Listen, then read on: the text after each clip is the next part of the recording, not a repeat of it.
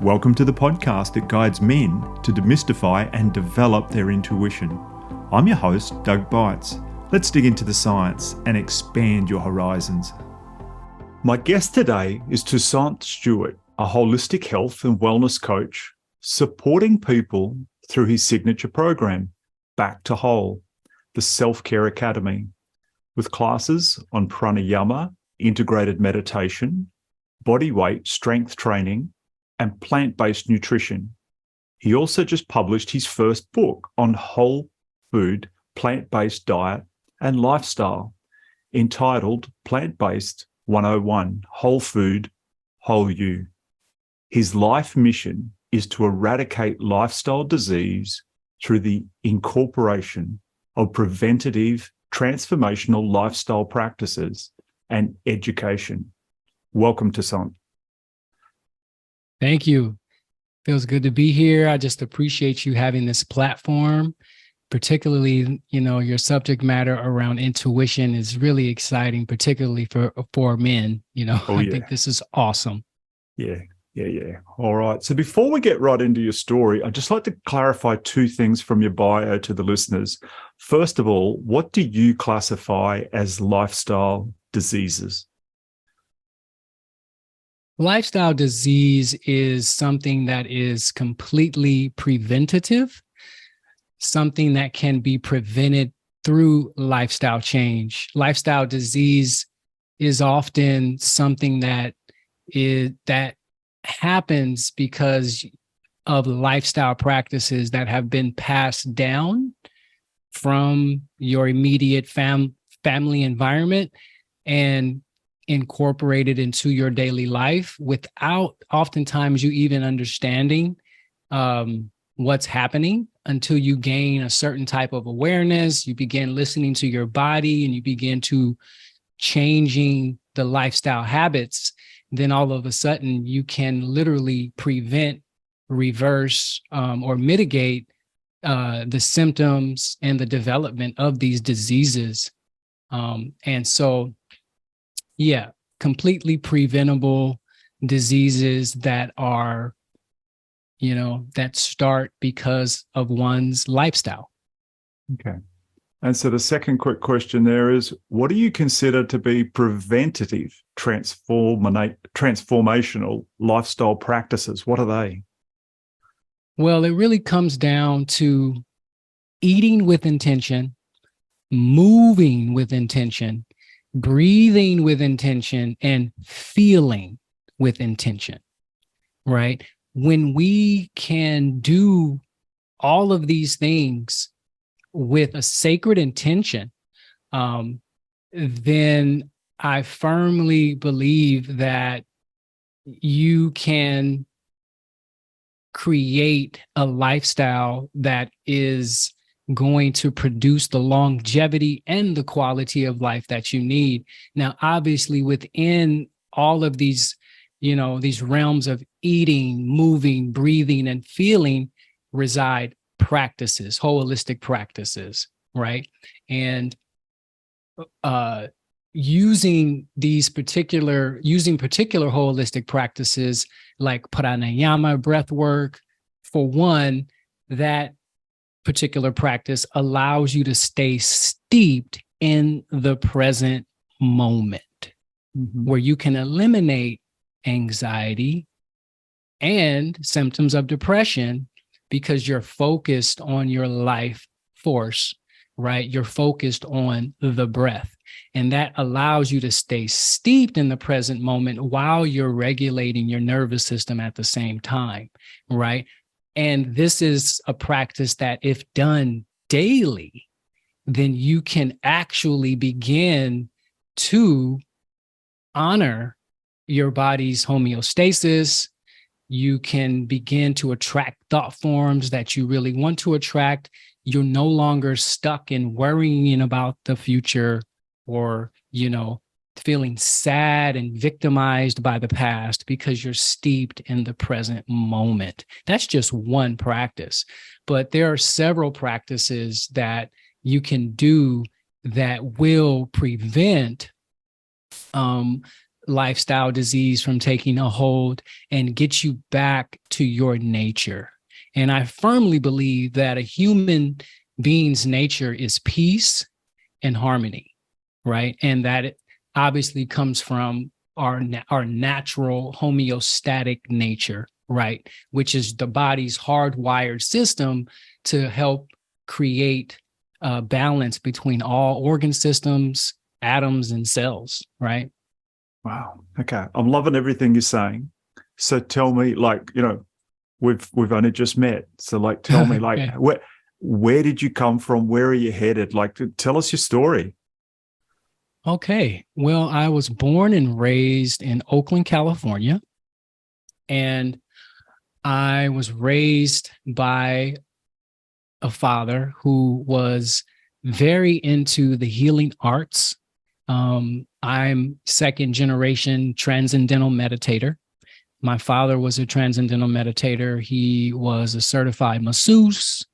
He was into yoga.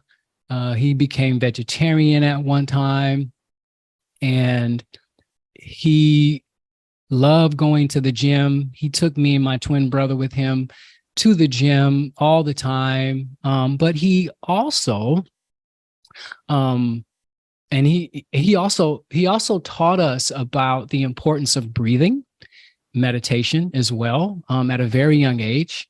Um, but he also was a binge alcoholic, unfortunately. Oh, wow. And so this was another practice that he did, and so oftentimes when he was on a binge, we'd see him on the weekends because my parents broke up when I was like 2, but we kept a very strong relationship with our father. We lived with our mother for the majority of the time. But we did see our father in the summer times for extended periods. And then when he moved back to Oakland, we'd see him on the weekends. But I recognized that the quality of his self-care was extremely important because it affected how he showed up and how he didn't show up, right? And when you're binging, then oftentimes that's a very isolatory habit and addiction. When you don't want people around you when you're binging, you're just kind of in your own cave, right?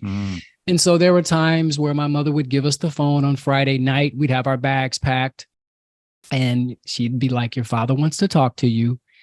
And she'd have that look in her eye. And I'm like, okay, he's either going to tell us what we're doing tomorrow before we get dropped off on Friday night to spend the weekend with him, or he's going to tell us that he's on the dark side. We would use Star Wars talk. And then oftentimes it was he's on the dark side. And so that was traumatic because we were in love with our father. He was our hero, And so I think this is one of the reasons why self-care is such a vital part of my practice and my business and myself, right? I'm a self-care fanatic, right? I love taking care of myself because I know that my self-care is not just about me. It's about my family. It's about how I show up. It's about you, like showing up and being present for this particular conversation that we're having about wellness. There's a lot of things going on in the background in my life, so I can be present enough to give you and your audience and to serve you guys, what I know, and to be in integrity with that, right? Now, my mother, on the other hand, she's a nurse practitioner. She was a nurse for 35 years in the emergency room. And she had these boundaries around food. Like she only cooked fried chicken twice a year. When I was growing up, and she explained it. I'm literally in the 3rd and 4th grade. Like, she's like, look, we only make fried chicken twice a year. So I'm going to make some tonight, but I don't want you to be expecting it because we don't want any, bad cholesterol taking over our bodies. And I'm like, cholesterol? I just want the chicken, we'd have baked chicken, broiled chicken, but fried chicken, no. She never bought us fast food. She never bought us sugar cereals. I grew up in the 80s and the 70s. So this was hugely popular. And so, we had a mom like that, but she also had a garden in the front of the house, had a garden in the back of the house. And we were very, she cooked everything from scratch. She cooked international dishes from all over the world. I mean, I was one of these kids who thought about my mother's cooking while I was playing baseball in the streets. Okay, we got to go home and eat, and so having this type of, and then my mother also became a Buddhist when I was in the 5th grade. So I watched her practice her Buddhism twice a day for the rest of my life. And I watched her whole life transform around her Buddhist practice. So being exposed to people who lived their life intentionally, like my father was intentionally using the healing arts to heal himself from his childhood trauma. Right. I understood why he binged, because he talked about some of the child abuse that he went through. And he was very, very transparent about that. I have had a very different dad. He was very transparent, very sensitive, very vulnerable. And, he really tried to overcome his sickness and his trauma through the healing arts. And my mom was very sober-minded, and I watched her use Buddhism at a point in her life that was kind of low, and I watched her use this practice to really transform her life. And of course, having the boundaries with the no fast food and the no sugar cereals and stuff like that, I got a chance to see things from a different perspective. Around wellness and around how the importance of self-care and the consistency of self-care was really important. So fast forward, I was an athlete most of my life, ran track in college, kept a workout with me. And then eventually I got into education. I love teaching. I was teaching for 20 years in the Oakland Unified School District. But while I was rising up the ranks in Oakland Unified, I began to get into wellness. So I became a personal trainer. I became a whole food plant-based nutritionist. And then I began to teach meditation classes because I started practicing meditation and pranayama and breath work consistently. And I said to myself, I'm really creating this holistic health and wellness career outside of teaching PE and health and wellness. And, I'm teaching high school. And I said to myself, it might be time for me to retire and focus 100% on this pathway, because I've always been very passionate about physical fitness and taking care of myself, but I've been very passionate about teaching as well. Like teaching for me, I always wanted to be that teacher Robin Williams played in Dead Poets Society. Oh, yeah. Right. Yeah. That was my idol right there. Like I wanted to be that Robin teacher. Williams. Yeah. And I was that teacher. And so fast forward now I'm doing this completely full time. And I love it. And I really feel like establishing my coaching containers around holistic health and wellness and self-care, I'm able to sort of continue the work that my father tried to do for himself. And I realized that every person that I reach out to and I support, clients that I support, I realize I'm not just supporting them. I'm supporting their families. I'm supporting their immediate and their community and how they show up for life through what I'm doing. And so this is something for me where it's like a double passion: self-care, education, bringing them both together. That's it. So that's pretty much my story in a nutshell. Wow, man, that's pretty crazy. Look, well, when I was a kid, I had hundreds of friends just like you, who both parents were very aware. Not, man, like I've never met anyone like you. That's crazy. Like, who's had parents so aware like that? And yeah, sure, we all have troubles, and I actually, my dad had the binge drinking thing. Right up until he was 90. Wow. Till he Okay. went into the nursing Lived that home. long, huh? Oh, he got another 18 months in the nursing home, and he went at 92. And Wow. yeah, we think it was lung cancer got him finally. He started smoking when he was 12, and yeah, Yeah. yeah. Seems So like that's those cigarettes, man, are hard to kick. That's the last thing that people who have certain addictions, the yeah, cigarettes kind of hang around, that nicotine, yeah, My yeah. dad passed away at 55, unfortunately. Wow. Um, so he was pretty young when he passed, but Yeah.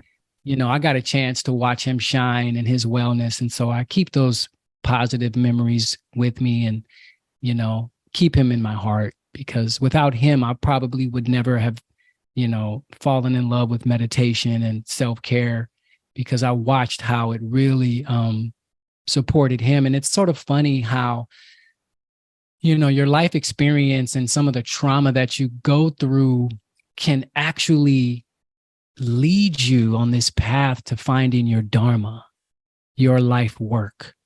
And I feel like that's sort of what it did for me, feeling like, wow, I can't see my dad this weekend because if he's not taking care of himself, like that sort of led me to what I'm doing right now, but also understanding that when he was taking care of himself, how it affected his personality and his zest for life. It was almost Mhm. like, this is it, this is where I want him to be all the time. And this is where essentially now this is where I want to be all the time.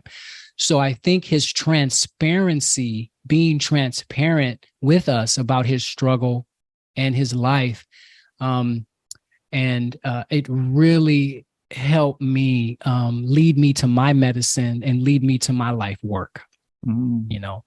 Yeah, yeah, it's so amazing how much that affects us. And like you said, and part of what you were saying earlier there, how when you were teaching, you're not just teaching those children, like your clients, you're not just Mhm. sort of working with them, you're actually like sending them back to their families and friends and Yes, work colleagues. And it's a massive ripple effect of absolutely.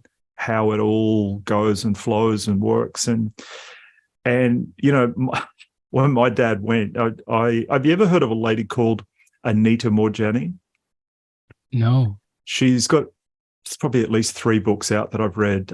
She had a very profound near-death experience, and Hmm. and it not just floated above her body on the operating table. She did that, of course, but like a lot more, and had conversations on the other side with her father had passed, etc. Anyway, she's got the books were transformational for me to read. But Hmm. she has a guided meditation that's very well put together. And after my dad passed just a little over a year ago, probably a month or so later, I did the meditation. And the messages that came through in there, like from dad. And it was like, son, I'm the things I did to teach you. You've now pretty much done the opposite. Hmm. I've taught you by showing you what not to do. And Yeah. and it's quite regular having conversations with him, and they're short and sweet because dad had a lot of hearing issues for a long Hmm. time, so conversations were never long. And now it sort of comes to me that way. And so it's like, I taught you. You did. You from a young age, you watched me. You knew what not to do. And it's there. It's Yeah. yeah, yeah. We all get taught different ways in the way that we need it and how it works Yeah. best for us. Yeah. All right. That's pretty good. Now, looking on Mhm. your website, I've had a bit of a look through at all your sort of Okay. things there. You've got in there. You talk in there about there's a connection between people's intuition and their gut health. And I've heard Absolutely. this before, but not in any sort of depth at all. So I'd love you to tell us about that. Well, gut health is affected not is affected in so many different ways, right? Our gut microbiome is like our second body. Our microbiome in general is our second body, right? These are the microbes, the bacteria that live on us and in us. And we are actually more, when it comes to number wise, we're more microbiome than we are actually body temple, Wow. right? So we share this body temple with our microbiome, and we need this microbiome to function properly, right? Our microbiome has a circadian rhythm, just like we have a circadian rhythm, right? And so we have to take care of these bacteria that take care of us in so many different ways. These microbes take care of us in so many different ways. And so when it comes to the gut microbiome, though, this is fascinating. And a lot of this is peer-reviewed science. This is pretty amazing stuff. The gut is obviously the house of the solar plexus chakra. The solar plexus chakra is where your intuition is housed, right? Mm-hmm. You know, when you feel it in your gut, if you feel it, you know it, right? And so you normally get the feeling in your gut before you get anything in your brain, right? You can feel it rising up from your gut, right? Mm-hmm. And so when you begin to honor your gut through diet, let's say whole food, plant-based nutrition, this is the best way to diversify, to positively diversify your gut microbiome, right? When you begin to establish this consistent relationship to herbs, leafy greens, legumes, seeds, nuts, roots, fruits, vegetables, things that have varieties of dietary fiber, antioxidants, polyphenols, flavonoids, all of these healing vitamins and minerals and healing compounds. When you begin to feed your gut microbiome with all this prebiotic food, which is what complex carbohydrates, vegetables, and fruits are, and also some probiotic food like the fermented food or whatever, too. You can intentionally, when you're eating with intention and you begin to diversify this in a positive way, then you literally begin to allow your genetic expression to be upgraded, because your gut microbes, for one, they interact with your immune system. 80% of your immune system is in your gut. Okay. Right. And then another portion of that is that your gut microbes are assigned to your cell's DNA. So remember, the gut microbiome is so much smaller than your cells. They're like organelles, right? So they get in there and they communicate to your DNA. Now, they don't change your DNA. Your DNA never changes, right? You can't just change it, but you can change the expression of it. And when you level up the expression of your DNA at how your genes are expressing, then you can create anti-cancerous gene expression with the food that you eat. You can create life-sustaining and longevity gene expression, right, based on the food you eat. And so you're literally programming your genes. Every time you eat, you're having a conversation with every cell in your body. And this is a part of that conversation, right? You're either up-regulating your genetic expression or you're downgrading it, depending on the food that you eat, right? And so this is what you call epigenetics, right? Epigenetics is the philosophy or the science that says the environment controls how the genes are expressed. The genes don't control the environment. So what that is telling you is that you are actually not a prisoner of what you inherit from your parents. You are actually empowered because you are going to keep the same DNA, but you have control over how well they express, right? And there is so much power in our genes that can be unleashed through the power of whole food. They have proven this beyond the shadow of a doubt. You know, the work with so there's so many doctors who are doing work on gene expression and how it's literally reversing cancer, right? Reversing type 2 diabetes, reversing high blood pressure. Now, obviously, another way you affect your gut health is through what you think, right? How you feel about things, your relationship, your relationships, and you're being a part of your community. But I firmly believe that when you establish a diet that triggers the parasympathetic nervous system, which is the rest and digest nervous system, then you also affect how you think and how you feel. And a whole food plant-based diet literally triggers the parasympathetic nervous system because it doesn't produce inflammation in your body.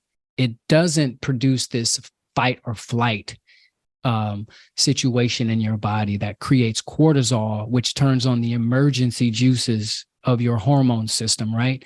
Like the sympathetic nervous system does. That's what the standard American diet or the standard junk food, fast food diet does, right? The convenient, processed, ultra processed food. Now, what this has to do with your intuition is that when you establish pristine gut health, you create more access to your intuition. You establish a better relationship to your intuition. Your intuition gets a little clearer and a little louder for you, and you begin to trust yourself more. Because I firmly believe that when you level up your genetic expression through food, then you also level up your relationship to your body's intuition, because it's clear now. You have fiber flowing through you. You're not constipated anymore. So now you can feel better. You can think better. And then all of a sudden, you have a better relationship to your heart space. And you have a better relationship to when your gut, when your intuition is speaking through you. And your intuition, I firmly believe that this is where your angels reside. This is where your angelic guiders are residing. Everybody is assigned guardian angels and ancestor communication. But I believe a lot of this is also can also be accelerated by pristine gut health, particularly through food, particularly through exercise, particularly through meditation. All of these come together to support gut health, right? And when you have pristine gut health, then your intuition, you have a better relationship and more trust of what your intuition is, how it's trying to lead you and guide you, right? I really firmly believe that. Pretty serious answer there, man. That was that was yeah. I'm very passionate about this because I'm a living example of it. I'm a living example of it. You know, yeah. I'm feeling the passion. Something you said in there, you talked about our thoughts and play a part in there as well. And I just wanted to talk in there. So in our thoughts, would it be the emotion attached in our thoughts that would help assist in that as well? Like, having a positive emotion with it, or would that affect I can't even remember which bit you were talking about there because there's so much information in there. Yeah, definitely. I think, for instance, anxiety. Like, let's just look at anxiety. What kind of thoughts are intruding in anxiety right now? I firmly believe, and this is true, the brain does not necessarily think. We attract thoughts that interact with our consciousness. And depending on the vibration that you're vibrating at, if it's a low vibration, you're going to attract low thoughts. If you're vibrating at a high level, you're going to attract thoughts that are going to be powerful, that are going to be beautiful, that are going to be mind-blowing, that might lead you in a powerful direction in your life, right? Mm-hmm. But you're attracting these thoughts. Now, when you're anxious, you're not present. So you're looking at the worst case scenario without being present, right? So you're in a constant state of worry and you're in a constant state of dread for what has happened. And so you're literally being pulled from, you're being pulled away in different directions from the present moment. And so that allows you to attract thoughts that create worry, that create cortisol, that negatively stimulates your hypothalamus, which creates all of these negative neurochemicals, because the body doesn't know if what you're thinking is just a thought or if it's reality. The body is just responding to the energy to protect you, right? And so if we're constantly thinking of the worst case scenario, then the body thinks the worst case scenario is happening. And so we're literally ruining our gut health, right? A lot of times people get ulcers and get pre-ulcer and get very acidic stomach and digestive cavities because of the stress. And stress is oftentimes, half of stress is anxiety, right? Mm-hmm. And it's your inability to stay present in the moment. You're dreading what is about to happen, and you feel trapped because you're living this life that you don't really feel inspired by. And so you're attracting all of these negative thought forms, right? That can literally, change the profile of your gut, it really can. So you're talking there about attracting things that, so are you talking there when we have those thoughts, that frequency we're putting out, is it almost like a magnetic attraction where we're inviting that undesirable thing, or not even undesirable, that thing that's not going to be good for our benefit? Are we attracting that to ourselves? Absolutely. The universe is going to give you what you are. And if you are anxious, then you're telling the universe, send me more things to be anxious about. And so you begin to attract all of these worst case scenarios. You begin to attract all of these negative memories because you're tripping off the past too, because you're trying to prove and justify this anxiousness, when the anxiety is really there on some level to just protect you.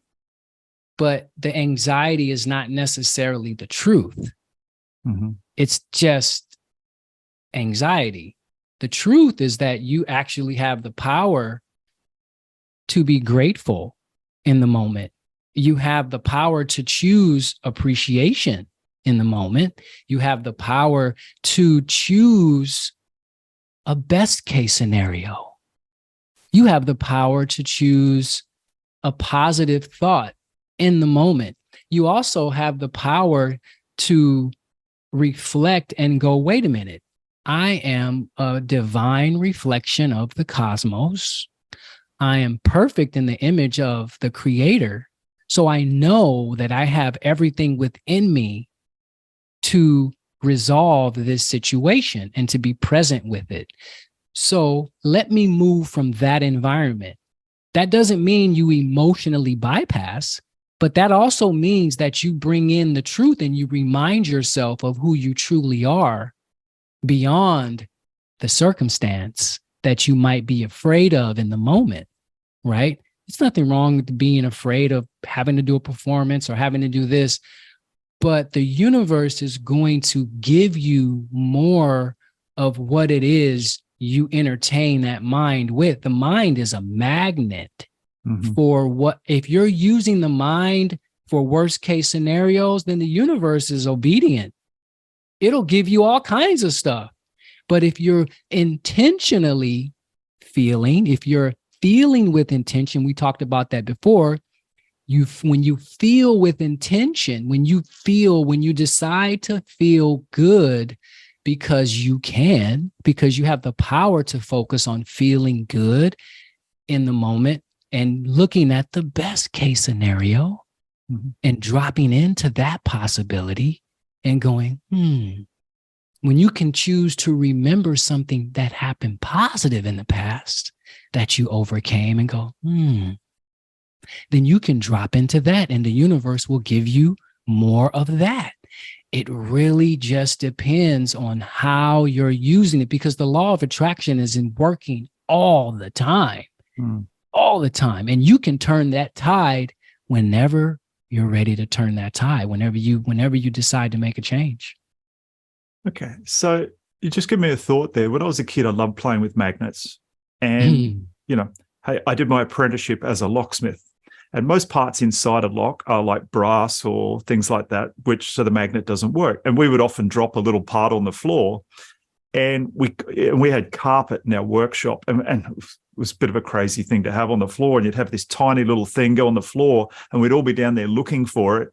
And I said to the boss, wouldn't it be good if we had a brass magnet? Like we could attract it and it would come. So every magnet I know attracts iron and metal. So what you're saying here is we have a magnet within us that we can change what it attracts.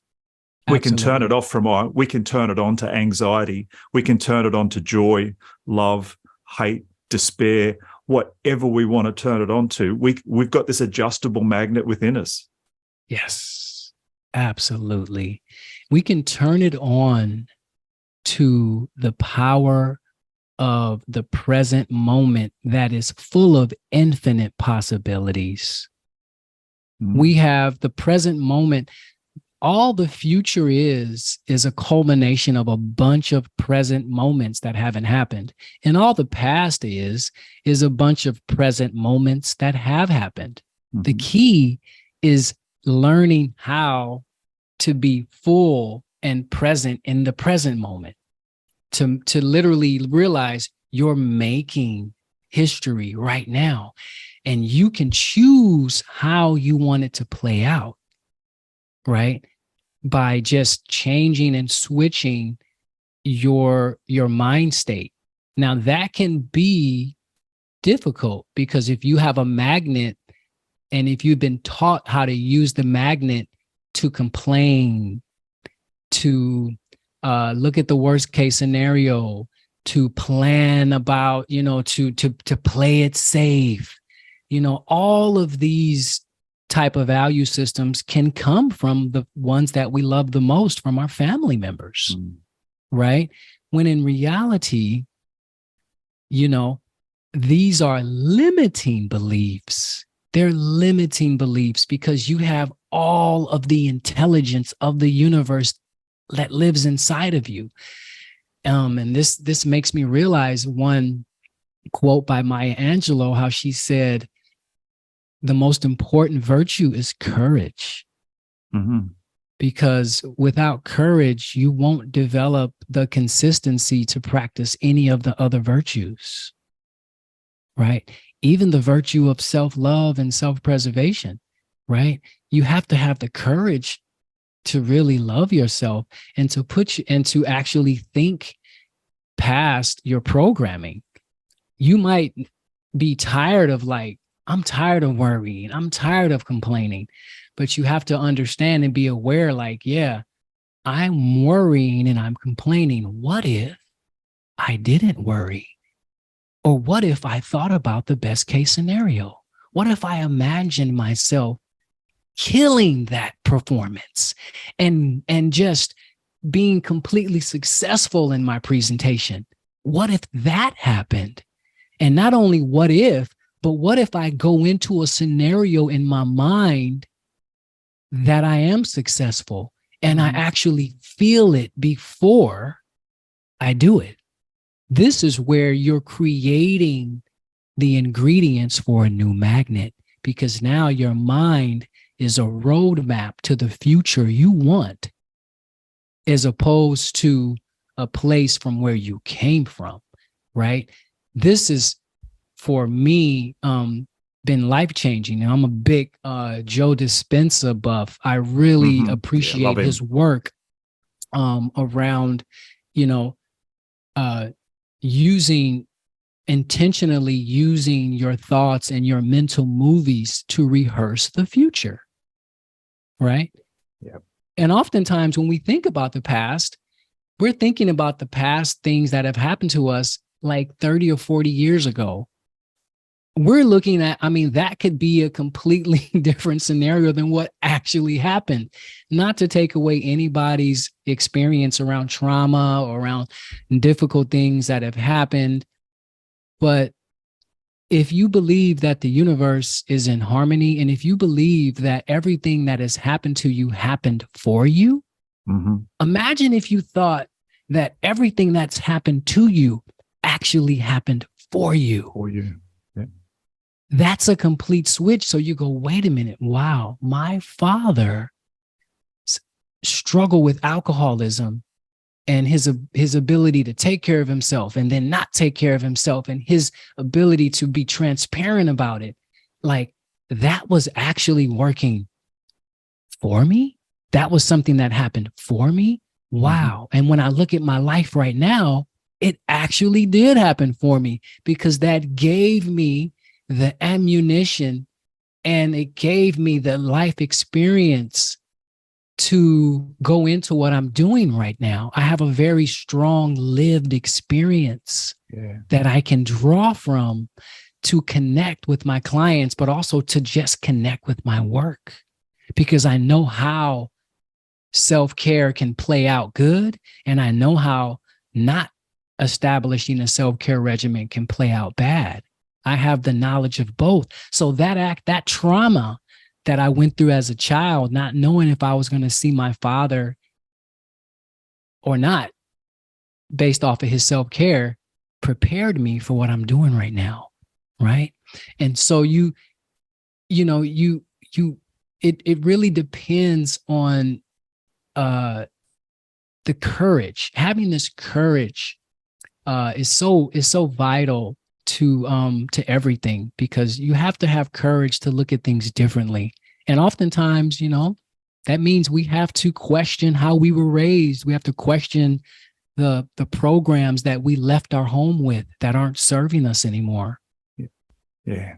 No, that's beautiful. I love it. I love it. Okay. So let's just get specifically to men now. We've talked about a lot of different ways how we can develop intuition and things like that. What about why? And let's just go specifically to men. Why do you think men in particular? Because for me, when I started developing my intuition, I was struggling with doing it and that sort of stuff. But when it started to come, I started to see some advantages to it. Yes. You talk to some people, it can have a female connotation, women's intuition.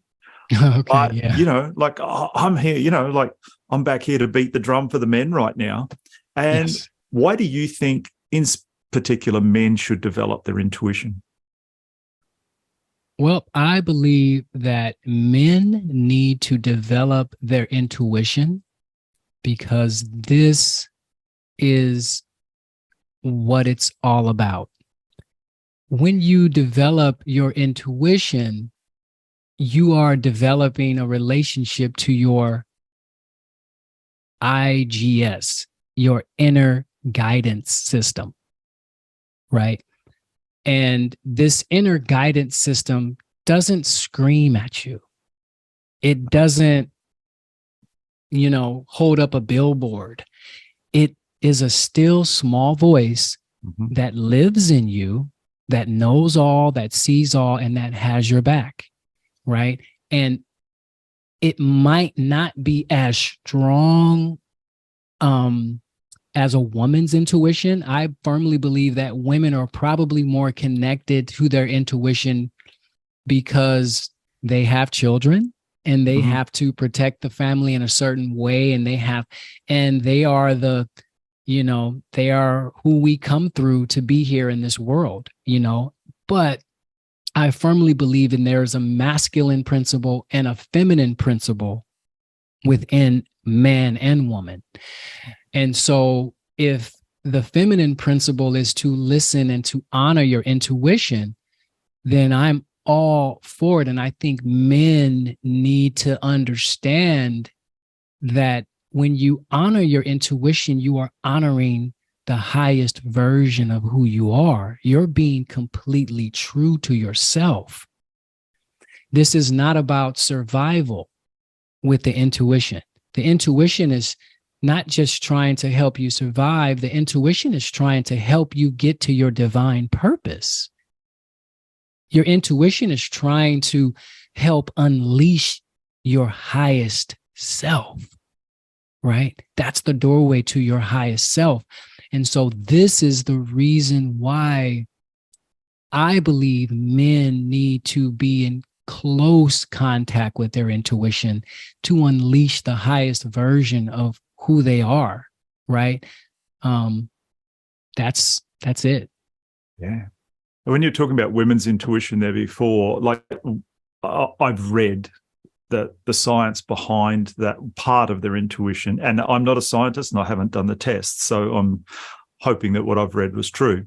They're talking there that when the woman's pregnant, her brain will start to rewire in alignment with the baby's brainwaves, so that she is now intuitively connected to that new child, because she has her job. She's got to keep it alive in a womb. She's got to keep it alive for those first few months, year or two. She's got to know when it's too hot, too cold, hungry, needs its diaper changed, etc., etc. And so her brainwaves like that. And we've got 4 adult sons, and when they were little, my wife said to them, "Don't ever lie to mummy, because I know exactly what you're thinking." And she did, so that's, I think that's a part of women's intuition when they have that there, and it is quite strong. And but yeah, and I think because that's a feminine thing, we think that's intuition's a weakness, but it's, to me, it's just a superpower. Like it's now, it's like if you were playing a computer game and you get, you get a little reward for 10 seconds, your car's turbocharged for 10 seconds. It's sort of like that. You've suddenly now come across this new little reward, but it doesn't last for 10 seconds. It lasts for a lifetime. You can develop it. And we've now got these, it's like a cheat in the computer game. And it's like, my car's always turbocharged. This is, like, it's just easier, better, smoother, and just, it's where we need to head and get out of this mindset that it's anything to do with femininity. And we all do have masculine traits, feminine traits, and we need to, bring them in, but it's there to make your life easier. And that's what I figure. Absolutely. There you go. Yeah. If and it's not what we want, an easy life. We don't learn when everything's easy all the time, but we do need it easy sometimes. Like it's, I look at this, like I look around at people's lives now and I'm thinking, I think this is my easy life, because life has been I'm cruising through. So I just figure, hey, I've had some other lives that weren't so easy, and now I'm cruising through this one, and just how it is. So, it takes courage, It does. It does. It takes courage, because the intuition is not going to tell you what you want. It's going to tell you what you need and where you need to go. Yeah. And if the intuition is inextricably, it is a part of you, it is literally who you are, then it's like, I think we need a culture shift around honoring ourselves and being true to ourselves. If you're being true to yourself, then you're living wholly by your intuition. And so I really firmly believe that everything is really intuition, and the people who live life to the fullest, I believe, are the ones who truly honor their intuition, right? They're honoring their truest self, whether they know it or not. I firmly believe the women's intuition thing is, I think, like I said, I think women are more connected to their intuition. Probably it's probably stronger for them because, like, they they have children, and it's like what you were explaining. But I firmly believe that we all, men and women, have this relationship to the highest version of ourself, which is our intuition. And sometimes you have to ignore your intuition to eventually come around to respecting it.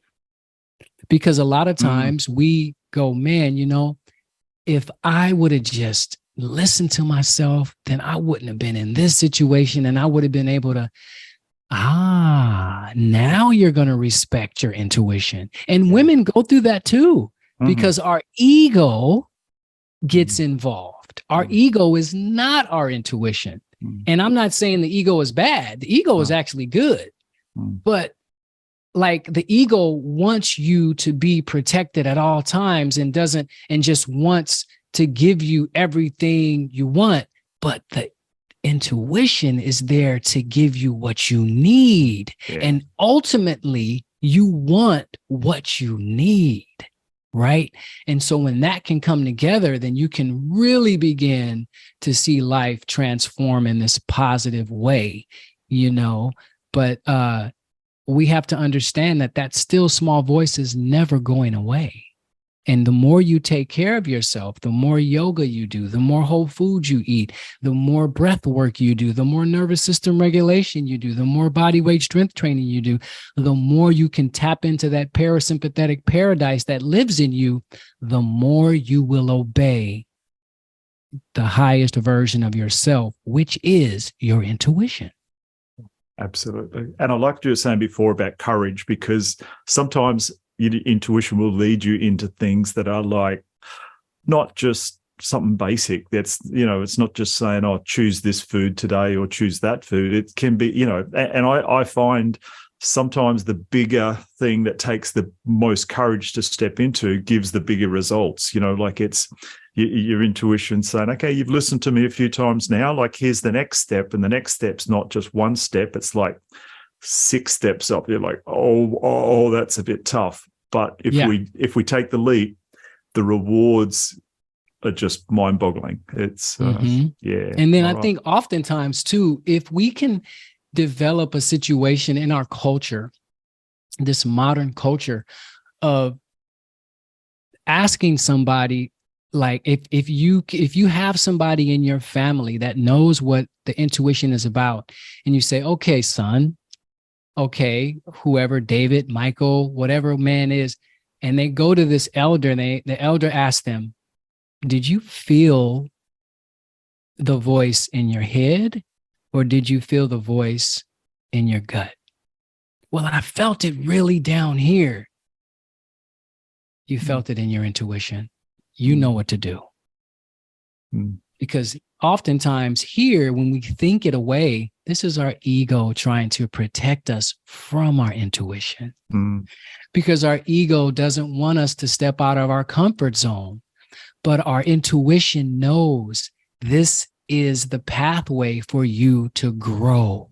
And you're meant to come to earth to grow and to glow, to get to your light so you can shine, right? And so this is the pathway. Trust me. And the intuition is really about just really trusting your highest self, because we, in hindsight, is always 2020, Doug. You know this. Hindsight is always 2020. We end up, oh man, if I would have just did this. And I have a million situations like that. But now I'm just like, no, you know, I know better now, you know, and so it's really about self-integrity, like higher self-integrity is what I'm talking about. And that's when you honor your intuition. So the more you do it, the better you get. It can feel foreign, but I think we're wired to do this. We're hardwired. And I think the creator put that into us so, you know, we can be guided to be in harmony. It's almost like our spiritual homeostasis, you know, when you think about our intuition, right? Harmony. Well, you talked earlier, you mentioned about guardian angels and things like that, you know, they're assigned to us, and it's like, you know, they're not just sort of writing something on a piece of paper, sticking it under our nose. They're they're gently, very subtly trying to get these messages to us. The universe, the guides, whatever, they won't force it.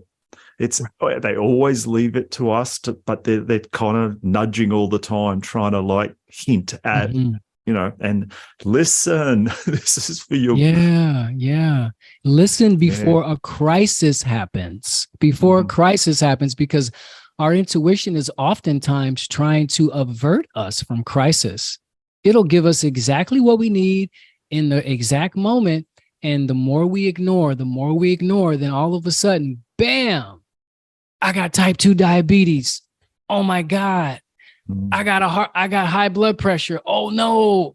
Oh man, I had a coma. It's like, that didn't need to happen because you kept ignoring your gut. You kept ignoring the pain in your stomach. You kept ignoring your heart skipping a beat. You kept ignoring, some of the ways your body temple was trying to speak to you about your habits, right? The more you ignore, then all of a sudden a crisis will get you to your knees to where you have to obey. And we don't want to go there. We don't want to get to the crisis point, because if we follow our intuition will keep us from crisis, and we'll just keep growing and growing and growing and growing without having to respond to a funeral or respond to a chronic illness or respond to this. Our intuition is there to guide us and prevent all these crises from having to happen, because it's keeping us on the driver's seat to embodying the highest version of ourself, our highest self. Mm-hmm. All right. I've got another question here, which I'm just trying to think whether we've answered or not. It says, what are a couple of things men can do at home to develop their intuition? That's a really, really good question. One thing I believe a man can do is to develop quiet time, and to develop within that quiet time a meditation. Now, there are various ways to get into a meditative state, but I'm talking about like turning off the technology, having like 20 to 25 minutes with yourself, to where you just anchor yourself in the breath and begin to witness your mind without participating. Now, this can be difficult, but the goal of this is to develop a detachment and to tap into who you are as awareness, as consciousness, right? And so getting some daily quiet time, not just quiet time to go off and think about everything happening in your life and to have all these thoughts. The goal is to do something mindful. And when you can mindfully just watch your breath and mindfully just watch your thoughts, then all of a sudden, what you're allowing to rise up is your intuition. And so a lot of times people think, oh, I have to sit still and I got to meditate for 30 minutes. No, start with 1 to 2 minutes of just breathing coherently. In, 2, 3, 4, out, 2, 3, 4. And just be guided by a 4 count in and a 4 count out for 2 minutes. And then begin to observe how the universe is breathing you after that 2 minutes. This is where you don't manipulate your breath. You get to that coherent breathing first to get you centered on the breath. And after that 2 minutes of in, 2, 3, 4, out, 2, 3, 4, then allow the universe to just breathe you, because that's what happens anyway when we don't pay attention to our breath. And then after 10 minutes, just witness. I mean, during those 10 minutes, just witness your mind and go, wow, interesting. I'm having thoughts about this. Interesting. Don't identify with your thoughts. Just watch them. Keep breathing and just watch. You don't have to react to your thoughts. You don't have to identify with them because you are actually consciousness itself. A lot of times, Doug, the thoughts we have are not even our own thoughts. There are programming. We are not our programming. We are consciousness itself, right? And so when you can have this detachment that starts with observing your breath, 4 count in, 4 count out for just 2 minutes, then eventually you get to 3 minutes, then you get to 4 minutes, and then just watch what's on. And then you can observe almost like, and just kind of laugh. Wow, interesting. I'm thinking about this. I'm thinking about that. Interesting. Then you begin to realize you are consciousness itself and start from there. This is where you begin to open up this relationship to your intuition.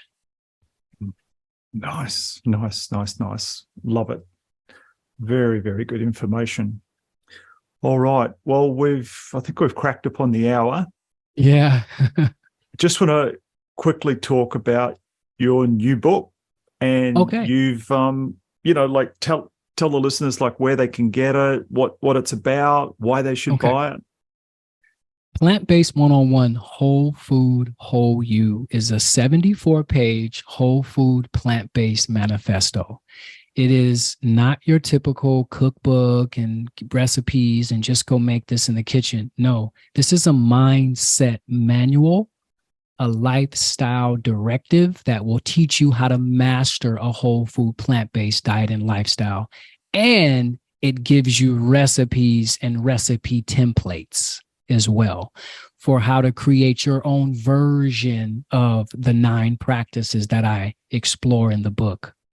So there are 9 whole food plant-based practices that are in the book. But then there are also a system. There's a system that I put in the book called the 3DE system to mastering whole food. The first D is digestive discipline, honoring your natural digestive cycles that have 3 phases. I go deep into that. And then using dietary conglomeration, mixing your whole foods, right, to develop a diverse gut microbiome. And then the third D is drinking your plants, learning how to drink your plants. Might sound kind of weird, but when you squeeze lemon into plain water, you're drinking your plants, right? You're using water as a vessel to get those phytonutrients, to get that citric acid that turns into alkalinity in your body, to your liver, to your kidneys, sprinkling cayenne pepper in your water, shredding ginger. This is drinking your plants. Green juicing, drinking your plants. Making smoothies, drinking your plants. And then the last E of the 3DE method is eating your water. Fruits, vegetables, and herbs are 80 to 90% water, right? And this is structured water that we're created of as well. Human beings are predominantly 70% structured water, and we get that from whole fruits and whole vegetables. And so if you begin to hydrate through eating as well as drinking your plants, right, then you can begin to master this whole food plant-based diet and lifestyle when you mix your foods through dietary conglomeration. And so the 3DE system that I created is in there for you to support your mastery of it. Even if you don't want to be a vegan or a vegetarian completely, it'll teach you how to incorporate plants more in your life and to reboot your gut health, right? And so there's a lot of different things I talk about in the book, but these are the 2 main things, the 9 practices and the 3DE system. But it's also an audiobook too. And you can get it by going to my Instagram page. I am Toussaint Stewart, right? I am Toussaint Stewart, TOUSSAINT STEWART. Go to that Instagram page, click the link in the bio. That's my link tree. You can scroll down and get the book right there. And also in there as well is I do free holistic health and wellness consultations, 30 minutes, where we do a Zoom and for free. And I ask you questions about your wellness, and I give you my expertise to help support your lifestyle changes, because I'm a firm believer it takes lifestyle changes to prevent lifestyle diseases. And I also have a free holistic health and wellness practice that I do on Fridays from 12 to 12:30 in California time, called Intentional Friday, that you can sign up for as well. And yeah, so check it out on my Instagram page. Excellent. And I'll put that link in the show notes for the podcast so people can go there and click on that there. And I see awesome. The other one you've given me, the other ones, your link tree, I've got them. So they'll be in the notes for people to just, get it there. Awesome. That's great. Awesome, mate. I've just had the best time listening to you. I know I'm going to listen to this one over and over. There's so much in there. And we're both brought up very differently, but we have a lot of similarities, I can tell you. And absolutely. I love it. Thank you very much, Toussaint. It's been awesome getting to know you, hearing your story, and such an amazing life you've lived, and the life you're there out to serve humanity and make everyone else's life better too. Oh, thank you so much, Doug, for this platform. And if there was anything that I hope people got from this conversation, from me sharing today, is nourish your light so you can shine. Wow. You have a right to nourish your light so you can shine and give the world all of you. But first, you have to give you all of you. So nourish your light and shine. Let's go. That's beautiful. Thank you. Bye-bye. All right. Bye-bye. Well, we're at the end of another thought-provoking episode.